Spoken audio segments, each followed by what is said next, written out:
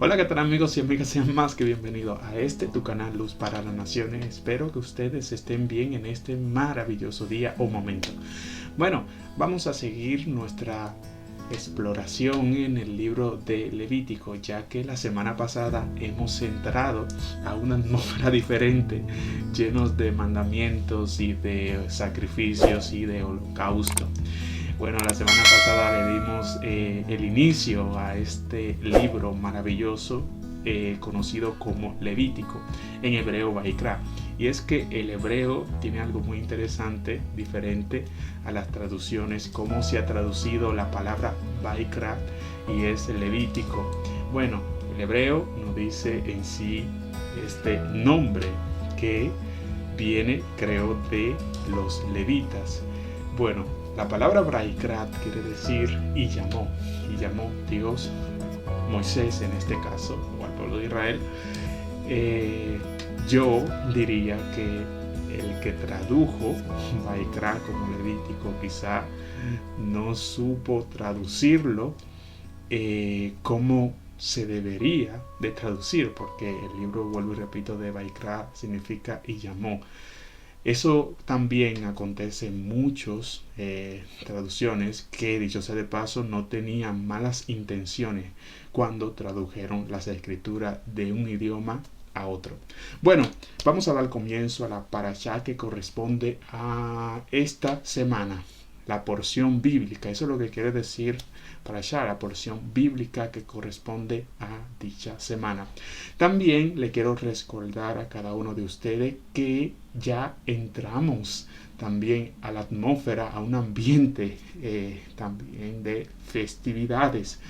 La festividad que se acerca en nuestro día es Pesach. Ahí también tenemos los panes y levadura, Bikurim, que quiere decir las primicias, y también más adelante, 49 días después de Pesach, se celebra Shavuot, la fiesta de la semana, o Pentecostés.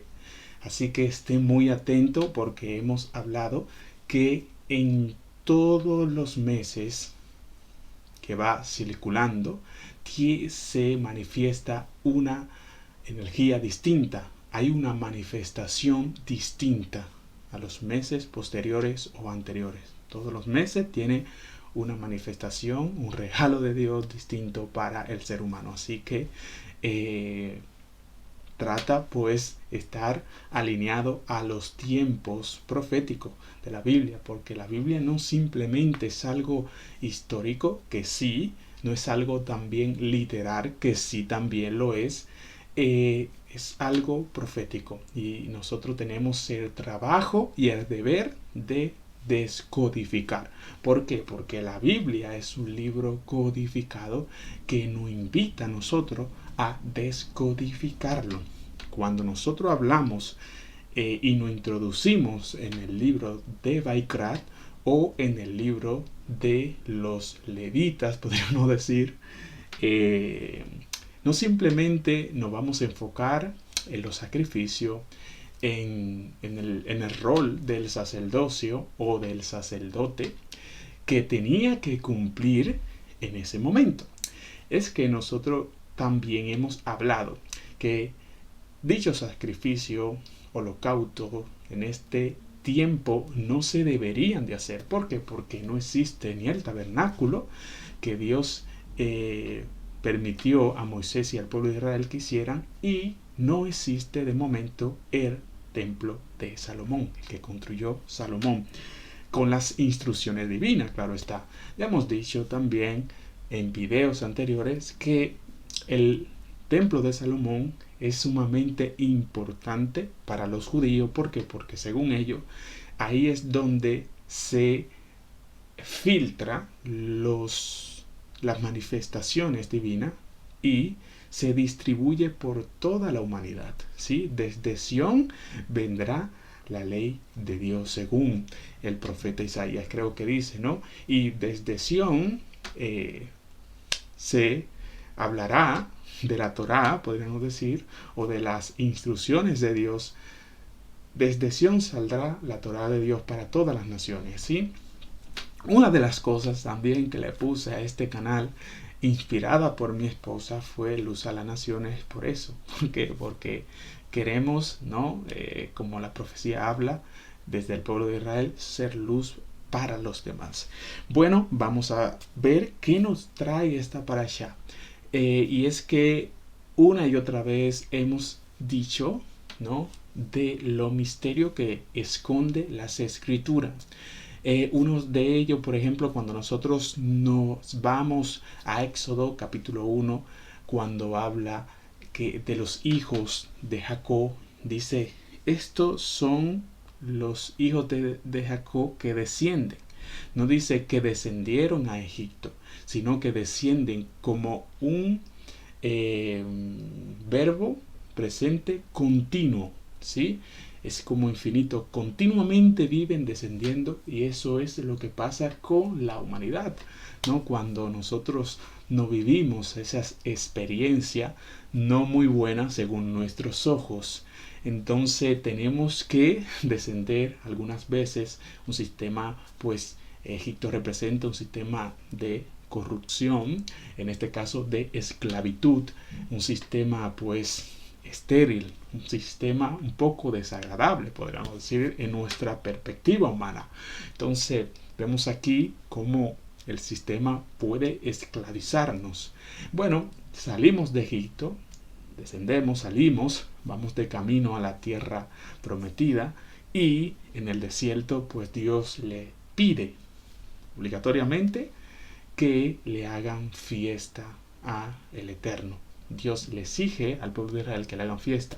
Por lo tanto, te quiero transmitir que en tu peor, supuestamente, entre comillas, momento, Dios te pide que le haga fiesta, que estés contento, que estés feliz, porque esa circunstancia te va a ayudar a ti a madurar, a perfeccionarte cada día más, ¿sí? De nuestra voluntad está, o de nosotros depende salir camino a nuestra tierra prometida. Cada uno de nosotros tiene una tierra prometida, salir con esa voluntad, esa fuerza, esa virtud de seguir conquistando, pero no quedándonos simplemente en el desierto, sino ir a cumplir y a materializar nuestros sueños. Eso es lo que Dios exige de nosotros, o el universo exige de nosotros. Bueno, vamos a ver qué es lo que nos ampara Dios en esta parasha, ya que habla de holocausto, sigue hablando de sacrificios. Ya hemos dicho que hay algo interesante que nos introduce a la parasha que vamos a hablar, y es muchas preguntas que nos hacemos acerca de: ¿existe el libre albedrío? Cuéntamelo tú en los comentarios. ¿Cuál es tu opinión? ¿Existe la predestinación? Cuéntamelo también en los comentarios. ¿Cuál es tu opinión? Quiero saber también cuál es tu opinión acerca de si existe o no el libre albedrío, o si existe o no la predestinación. Y el caso interesante es que sí y no.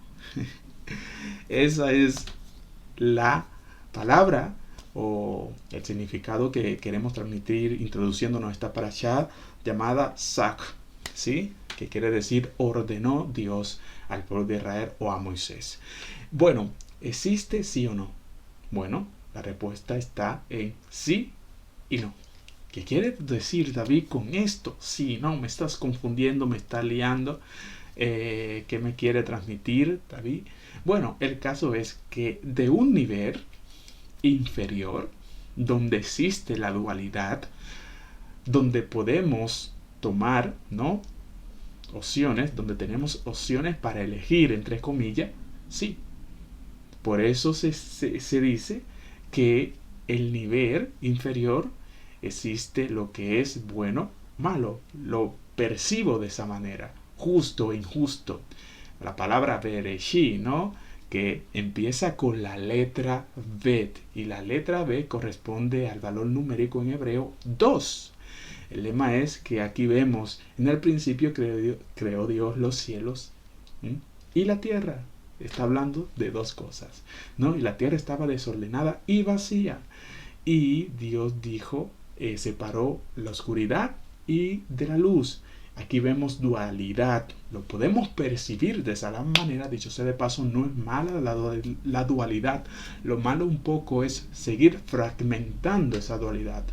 Entonces, eso es podríamos decir, lo que está un poco desagradable o desequilibrado. Seguir fragmentando, ¿no?, esa dualidad y seguir alterando la realidad, ¿no? Entonces, es sumamente peligroso. Entonces, la dualidad, en la misma dualidad, el objetivo de Dios es que también la dualidad se unifique, hombre, mujer. Y dice que cuando la dualidad se unifica para cosas mejores o para el bien común, individual, colectivo individual, entonces crea lo que es la unidad, perdón, ¿sí? Por eso la palabra universo, que quiere decir universo, uno. Todos estamos en coinonía, trabajando con un objetivo de nosotros mejorar y de trabajar en el caos, si se podría decir de esa manera. Entonces, el universo, la palabra universo, la palabra creación, creer y accionar. Accionar con el objetivo de elevar incluso la materia para que ésta sea santificada. Bueno, entonces la palabra bet, aquí nosotros podemos ver que hay dos opciones. Si hay dos opciones, existe el libre albedrío, entre comillas. Muchas personas que dicen, incluso en las opciones que hay, no existe el libre albedrío. Pero no nos vamos a liar, ¿sí? Vamos a suponer que tú tienes para elegir, si hay dos opciones, bien y mal. Por ende, en este nivel que estoy hablando, la letra B, existen las opciones, dos opciones de elegir, bueno y malo. Tú eliges, ¿no? La inclinación al bien y la inclinación al mal. Yeser hará, yeser atov. Entonces, vemos aquí que es en esta dimensión, sí podríamos decir que existe, entre comillas, el libre albedrío. Cuando nosotros nos elevamos y vamos a una dimensión más elevada que la letra B, existe otra letra que está en primer lugar. Y esta letra tiene el valor numérico de 1. Y esta es la letra Aleph.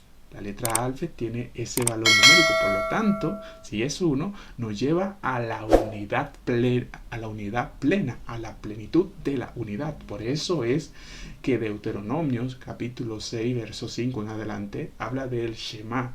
Shema Israel, Adonai Eloheinu, Adonai Echad. Él es uno solo, ¿sí? Y más adelante, unos de los profetas habla de la unidad. Dice, y su nombre, en un tiempo futuro, su nombre será uno solo. No se manifestará, no con atributos, ¿no? Hashem, Elohim, el Shaddai, no. Su nombre será uno en tiempos por venir. Y vemos aquí que en esa unidad perfecta que nosotros tenemos que trascender para llegar ahí, habla de una conciencia llamada la conciencia Aleph, la conciencia de unidad. Por lo tanto, cuando yo miro desde esa perspectiva, se está mirando no simplemente fragmentaciones en esa realidad superior, en esa conciencia, la conciencia despierta, que lo que quiere decir nada más y nada menos, la conciencia despierta quiere decir ver la realidad de una manera más iluminada, más clara, para que me puedan entender. Entonces, de esa conciencia existe la predestinación, mas no existe el libre albedrío. ¿Por qué? Porque dice que la conciencia de la predestinación, podríamos decir, no tiene opción de escoger. Porque la única opción que tienes para escoger es hacer la voluntad divina. Por lo tanto, tú vas a atraer dentro de tu alma esa voluntad divina y está trabajando en unidad. No hay opción, no existe tal cual. Y ahí podríamos decir que existe el todo y la nada. Entonces, aquí vemos donde esta conciencia más elevada nos permite, pues, trabajar de una manera unilateral, de una manera unida para el bienestar de todo, absolutamente de todo. Y la letra Bet dos, dualidad, pues existe, podríamos decir, el libre albedrío. Sí y no, por eso le comenté sí y no. ¿Qué opinas de esta explicación que hemos dado? Y aquí podemos hablar mucho de la conciencia Aleph, de la conciencia Bet, pero quiero ir directamente al grano, a lo que es. ¿Sí? La Parashá Sab empieza preguntándonos esto. ¿Existe libre albedrío sí o no? ¿Existe? ¿Qué piensas tú? El nombre de la Parashá Sab, vuelvo y repito, ordenó el creador a Moisés. Y en esta parashá hace un recorrido. Dicen que esta parashá que estamos hablando hoy es la continuación de la parashá que hemos hablado en la semana pasada. Así que si tú no has escuchado la parashá, la porción de la semana pasada, te invito que vayas al canal y la mires, ¿sí? Te suscribes al canal, es completamente gratuito, ¿sí? Y si te gustó el video, dale un me gusta. ¿Por qué? Porque YouTube trabaja por algoritmo, ¿no? Si ellos ven que este vídeo o los demás vídeos es de interés, ellos van a promover más estos videos. O si no, estaré como un fantasma aquí en YouTube y no quiero eso. Pues hay muchas personas que creo que le puede interesar esta material. ¿Sí? Si es de tu interés, y si no, pues nada. Bueno, vamos a seguir esta parashá. Comienza en Levítico capítulo 6 y termina en Levítico capítulo 8 verso 36 y nos da un recorrido acerca de los sacerdotes y los levitas. Cuando Dios le dice a Moisés: úngeme, ordena, escógeme para mí a Aarón y a sus hijos. Y hay un sinnúmero de rituales que no me voy a parar a hablar, pero entre ellos hay el ungimiento con aceite. Y es que la palabra ungir, ¿no? Escoger, viene de la palabra Mashiach o es Mesías. Todo aquel que es ungido con ese aceite, específicamente es porque va a cumplir un oficio específico. Por eso es que el Mesías o el Mashiach tiene que ser ungido con el fin de cumplir un rol específico para los demás. Ustedes pueden ver también cómo el profeta Samuel ungió a Saúl. También, posteriormente, después de Saúl, fue ungido David. Y así sucesivamente. Y vemos aquí que el rol de ese sello, de ese aceite, era para trabajar, hacer un rol específico. Pero no es un rol específico con el deseo egoico que hoy podríamos ver en nuestro alrededor. Un deseo egoico, pues la gente quiere ministerio, la gente quiere, por ejemplo, que ser ungido. Pues digo, pero siempre tendemos, que me voy a incluir yo, siempre tendemos a buscar la superioridad hacia los demás. Entonces, esa unción no va. No eran ungidos con ese fin, no era ungido con el fin de yo creérmela, ¿no? Que soy el supremo Kaiosama, o creérmela que yo soy más que otro por tener la facilidad de hablar ante ustedes. Me creo más que ustedes o menos que ustedes. No, somos iguales. Unidad, se recuerda, la conciencia habla de la unidad plena y la igualdad entre todos y todas, ¿sí? No hay superioridad ni inferioridad. En este nivel no se miran distintas religiones.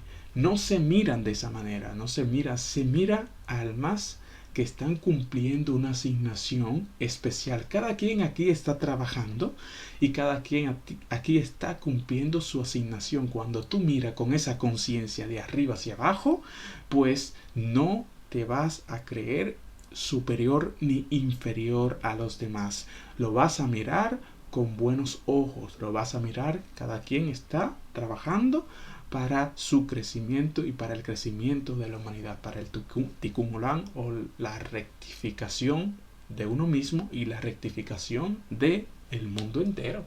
Entonces lo voy a ver de esa manera, pero cuando lo veo con una conciencia Aleph, de una conciencia Bet, perdón, que dicho sea de paso, cuando ustedes ven la letra Bet es muy interesante, nosotros vemos que está abierta en el lado izquierdo, la letra Bet hebrea. ¿Qué quiere decir que está abierta en este lado? Y en el lado izquierdo ustedes pueden ver que está cerrada. Quiere decir que esta letra está como ilustrándonos que es como una morada, es una casa, ¿no? Y está relacionada también esta letra con la familia, con el hogar. Entonces, si está abierta por el lado derecho, y derecho quiere decir futuro, y está cerrada por el lado izquierdo quiere decir pasado. ¿Qué quiere decir esto? Que nuestras puertas, nuestra voluntad tiene que estar abierta al futuro, y cerrada al pasado. ¿Sí? Esta maravillosa letra. Cada letra tiene un significado hiper mega interesante. Entonces recuerda, tu enfoque, tu visión tiene que estar abierta, tu apertura tiene que estar abierta, puerta tiene que estar abierta a tu futuro. Trabajando, claro, está en el presente, disfrutando tu presente, pero tiene que estar abierta a tu futuro, tu enfoque. Y tiene que estar cerrada a tu pasado, porque a veces no podemos avanzar porque estamos constantemente viajando en nuestra máquina de tiempo mental. No sé si a ustedes le han pasado, pero constantemente estamos viajando al pasado o al futuro también. ¿Sí? Eso nos permite disfrutar nuestro presente, disfrutar nuestra hora. Por eso la Biblia dice que Él es, yo soy el que soy, ahora. Sí, disfruta el momento ahora, claro, con una visión, un enfoque hacia el futuro, más no hacia el pasado. Porque dice el Rashaul, ¿no? Extendiéndome a lo presente, olvidando lo que quedó atrás, me extiendo hacia el futuro, me enfoco, ¿sí? Hacia el futuro y disfruto mi presente. Bueno, vemos aquí Moisés le habla a Dios, le habla a Moisés, perdón, y le dice: úngeme, escógeme, Aarón y a sus hijos, ¿sí?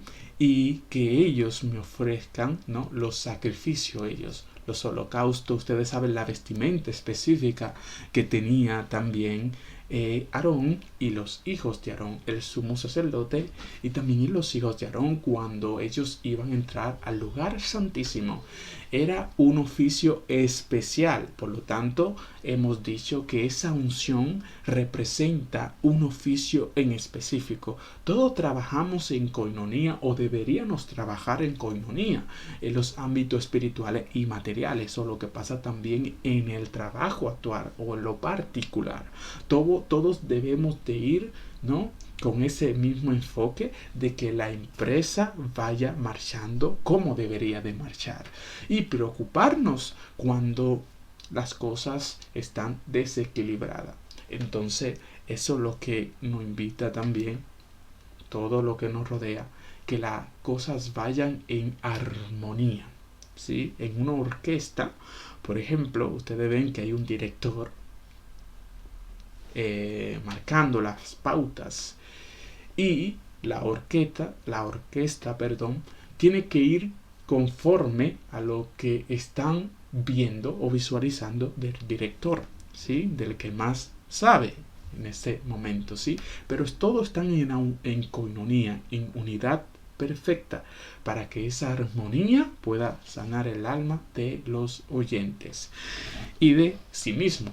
Bueno, entonces vemos aquí esta esta porción empieza con las cenizas del holocausto, ¿no?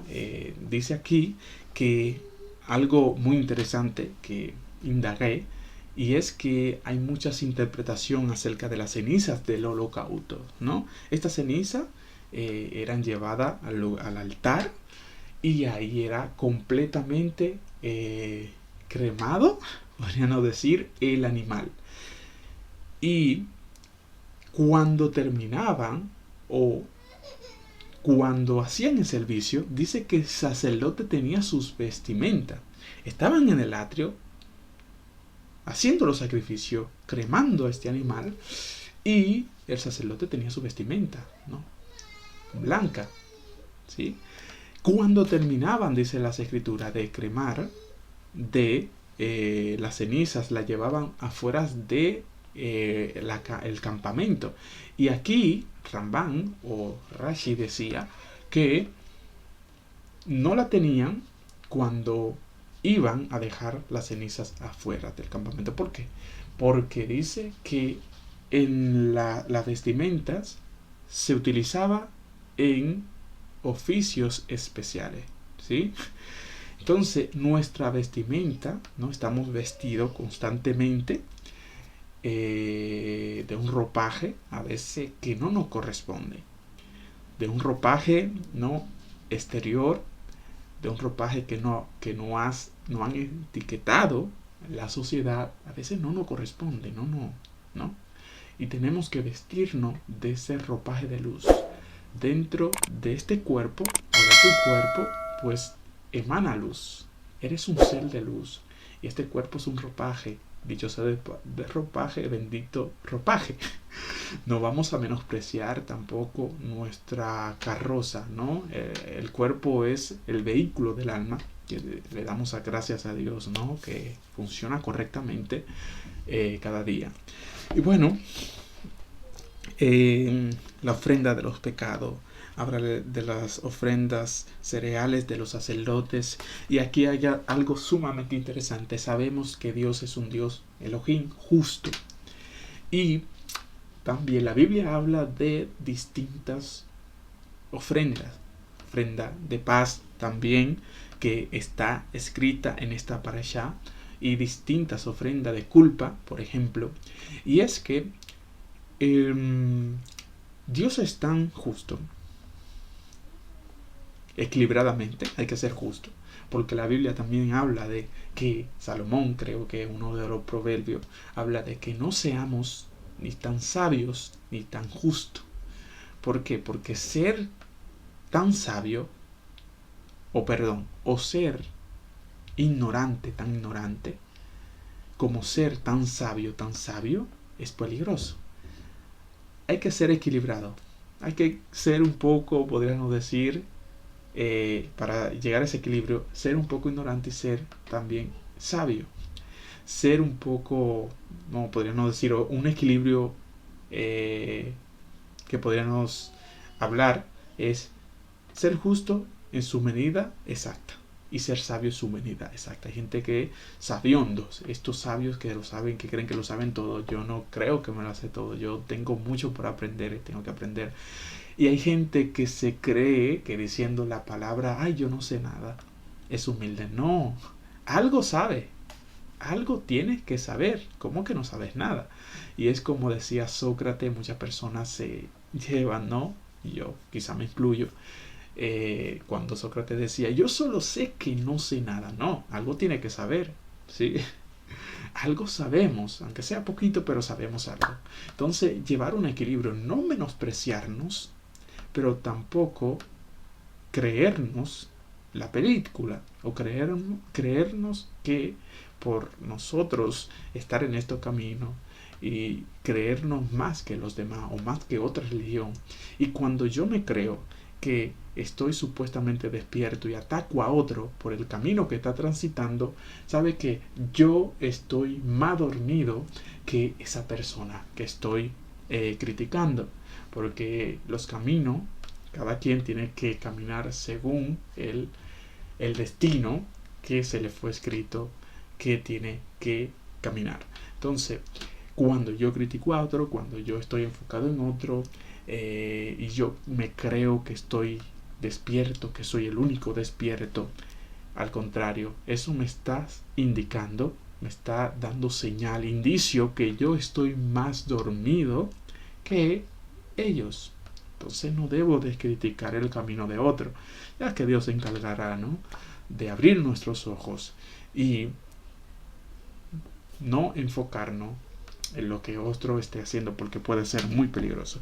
Bueno, las leyes de cereales, cuando yo les quería decir también de las ofrendas, que no todas las ofrendas, por ejemplo, ahora había ofrendas específicamente para los que tenían más dinero que para aquellos que no tenían dinero. Por ejemplo, Dios le exigía para aquellos que tenían más dinero traer un novino, traer una cabra, traer una ofrenda, ¿no? Un animal, ¿no? Más pesado, con más bulto, y le pedía más, le exigía más. Pero aquellos que no tenían nada, dice que era la ley de la ofrenda de cereales, que era como 3 dedos, ¿sí? Y ahí cuando las personas llevaban a la ofrenda al tabernáculo, al templo, se veía que era sencillo de corazón, ¿sí? Podríamos decir pobre, ¿no? O sencillo de corazón, vamos a poner esa palabra, o sencillo, se vivía en sencillez, con sencillez. Llevaba esta pocos cereales, porque no podía comprar algo más porque no tenía. Y Dios no le va a exigir absolutamente a nadie que no tenga más de lo que tiene. Dios no le va a quitar absolutamente a nadie, ¿no? Algo que no tiene. No te va a exigir nada. No te culpes. Hay gente que vive culpándose. ¿Por qué? Porque ellos mismos se exigen más de lo que Dios mismo le está exigiendo. Por lo tanto, Rashaul, el apóstol Pablo, o Pablo como ustedes le suena, él dice, Dios no le da carga a nadie que no puede llevar. No se dejen engañar, señores. Hay gente que exige, no una denominación, lo que sea, algo que está por encima de tu posibilidad, y eso no es justo. Y hay gente que se frustran. ¿Por qué? Porque no tienen eso. ¿Y cómo lo voy a hacer? Cuando Dios es tan justo, señores, que Dios mismo en la Biblia les pide el 10% a las personas. No le pide un 20%. Si quiere darlo, lo das. Eso ya es tu voluntad, eso es tu deseo. Pero Dios le pide un 10%, la ofrenda, claro está. Pero Dios lo que le exige, dame el 10%. Y el 90% te lo quedas tú. Porque yo sé que no te puedo pedir más, porque si te pido más te vas a quedar a medio camino, no va a llegar al fin del mes. Entonces, Dios nos dio una mente para que nosotros podamos pensar. Entonces, podamos administrar correctamente el 90%. Claro está el 10%, ¿no? El diezmo. Y hay gente que exige a otros darle un 50%. Y sabes que no vas a llegar al fin del mes. Y esto, uno de la ofrenda que estaban, que adquiría a los pobres era el cereal, perdón. Y este cereal era poquito, era como 3 puñados, que es así, 3. Y el hecho es que también se le exigía a los sacerdotes la ofrenda de el sencillo, de esta persona sencilla, el pobre, el más pobre. ¿Por qué? Porque Dios también quería enseñarle humildad al sacerdote. ¿Entienden, no? Quieres enseñar la humildad verdadera. Que si el sacerdote lo puede llevar, también yo. O sea, nos enseña a nosotros a no avergonzarnos, incluso por lo poco que nosotros le entregamos a Dios o a los demás. Si no tenemos más, con la intención nada más que tú tienes de darle y aportar tu grano de arena, ya Dios está viendo eso. Ahora, si tenemos más, Dios nos va a exigir más. Si tenemos más sabiduría, más entendimiento, Dios nos va a exigir más. ¿Sí? Entonces, Dios es justo. Un palomino al pobre y una oveja o un toro, 2 al que más tenía. Bueno, pues seguimos con esta travesía.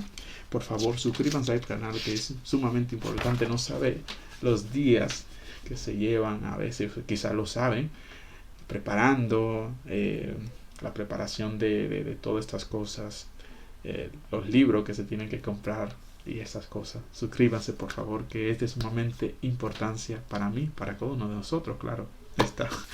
Esto lo hacemos con mucho cariño, mucho deseo, buenos deseos que queremos transmitirle a cada uno de ustedes.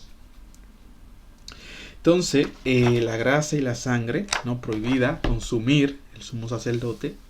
Hay mucha alajá también, que es alajá. Alajá quiere decir leyes legales, ¿sí? Leyes que el hebreo, en este caso el judío, debe de cumplir.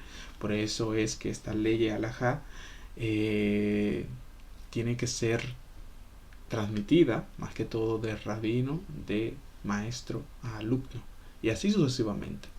Pero esto mayormente lo tiene el pueblo de Israel, ¿sí? ¿Por qué? Porque salen de sus tribunales, ¿sí? Eso son ya cosas internas. De que tú la puedes estudiar, pues no está prohibido, pero hay que tener cuenta y cuidado con las personas que te quieren transmitir estas leyes alajá o orales, ¿sí? Bueno, vamos a dejarlo hasta aquí. Está muy interesante. La Parashat ordenó estará para Sac, está en Jeremías capítulo 7 verso 21 al 28, que habla también de los sacrificios sacrificios con un llamado a servir genuinamente a Dios. Todos los sacrificios que hablan el libro de Baikra habla de acercamiento. Hemos hablado que los sacrificios o los korbanot o el korban, ese era el objetivo, no era simplemente matar el animalito y ya está. Se ve como, por ejemplo, a veces cuando uno está leyendo Levítico o Baikra, cuando Dios habla de tanto de carne, sacrificio, de sal, de aceite, es como si Dios mandara a hacer una parrillada, ¿no? O un asado argentino, o una parrillada en la playa, una parrillada en el río, porque habla tanto de sacrificio, de animales, de sal, de aceite, de no sé qué, de fuego, que uno se lo piensa de esa manera. Yo cuando estaba leyendo, estoy leyendo cada vez Baikra o Levítico, lo pienso de esa manera, pero no es así, ¿no? Ya estamos en otra etapa donde Dios, como no hay templo, no se debe sacrificar estas cosas porque no es templo. Por eso muchos del pueblo de Israel o judío están compenetrados a levantar el tercer templo de Salomón, ¿no? O para volver. ¿Por qué? Porque se siente que están incompletos, ¿sí? Hay también una enseñanza rabínica que quiero transmitirle acerca de los sacrificios, y es que para que el pueblo de Israel y para que nosotros no estemos incompletos, dice, el sacrificio que hacían mañana y tarde y todo lo que exigía Dios cuando estaba en el templo, cuando estaba el templo de Salomón, el tabernáculo de Moisés, hoy en día fue sustituido por la oración. Por eso existen 3 oraciones. Está la oración de mañana, Shaharim, está la oración Minjas por la tarde y está Arvit por la noche, por la tarde-noche, caída del sol. Entonces estas oraciones lo que hacen que sustituye, según las interpretaciones rabínicas, para que esto no quede al vacío, sustituyen los korbanot que se hacían cuando estaba el templo. Así, ¿qué quiere decir? Que cada vez que yo oro, ¿no? De una manera agradable y sana, porque hay oraciones, hay tefilá con kavaná que son incorrectas. La tefilá con kavaná son las oraciones que nosotros hacemos con buenas intenciones, pero claro, hay oraciones que son con malas intenciones, ¿no? ¿Cómo con malas intenciones? Con el deseo egoico de recibir. Esas son oraciones que quizá nos pasan al techo. Son palabras vanas, y es lo que Jesús decía cuando él se refería, no quiero, ¿no?, que salgan de vuestra boca palabras vanas, no con palabras repetidas, con palabras vanas, ¿no? palabras sin sentido. El caso es que cuando yo oro por la mañana, me presento ante el Creador, le doy gracias al Creador, Modeani. Si quieren, nosotros podemos incluso hablar de la oración si quieren. Sí, tenemos algo muy interesante acerca de la oración. Ustedes comenten en el canal qué quiere que hablemos. La oración habla mucho énfasis. Tengo preparado para cada uno de ustedes, pero por favor quiero ver el interés de ustedes, que comenten, que le den a me gusta para ver si nosotros salimos más a flote. Sí, y se sigue distribuyendo estos vídeos y que puedan llegar a más personas. Sí, lo sé que no tengo la verdad absoluta, simplemente aporto mi grano de arena. Bueno, pues ya saben, ya hemos hablado de de todas estas cosas, habla de muchas cosas más. Recuerden que hemos empezado un mes, ¿no?, cargado de muchas energías, cargada de bendiciones también. Vuelvo y repito, la Pesach, un portal que se abre y hay que estar muy atento a los tiempos. ¿Por qué? Porque los tiempos, las festividades nos pasan así por así, o no están marcadas según las escrituras así por así, no están de lujos, oye, con la S, de lujo, no están ahí por estar. ¿Sí? Si se ha marcado, predestinado de esa manera, ¿por qué? Porque los portales celestiales se abren, hay que estar alineado, ¿no?, en armonía, hay que estar atento, indagando, investigando qué debo de hacer, cómo lo voy a hacer, con quién, porque eso va a traer bendición a tu vida. Entonces, está sumamente atento a lo que se quiere manifestar en ese momento. ¿Sí? Los hijos de... Hay una tribu, no sé si... Coméntenme también en los comentarios, la cajita de comentarios, si me estoy equivocando, la tribu de Isaacar, que podían discernir los tiempos. Y todas las tribus, aquella tribu que se encargaba de plantar, agrícola, del ganadero, de todo, plantar más que todo, iban a la tribu de Isaacar y decía, a ver, Isaacar, ¿puedo plantar este año o no? Porque conocían los tiempos, ¿no? Ellos estudiaban los tiempos, y los tiempos quiere hablar de las festividades, de los meses. No quiero meterme más profundo porque hay cosas que no quiero compartir con ustedes de momento, pero hay que discernir los tiempos. Hay que discernir los tiempos para después nosotros ir a por ello, ¿sí? Y hacer las cosas mejores. Bueno, pues nada, muchísimas gracias por estar ahí, gracias por escucharme, gracias por tenerme paciencia, gracias por cada uno de ustedes. Y nada, pues nos veremos a la vuelta de la esquina. Bendiciones.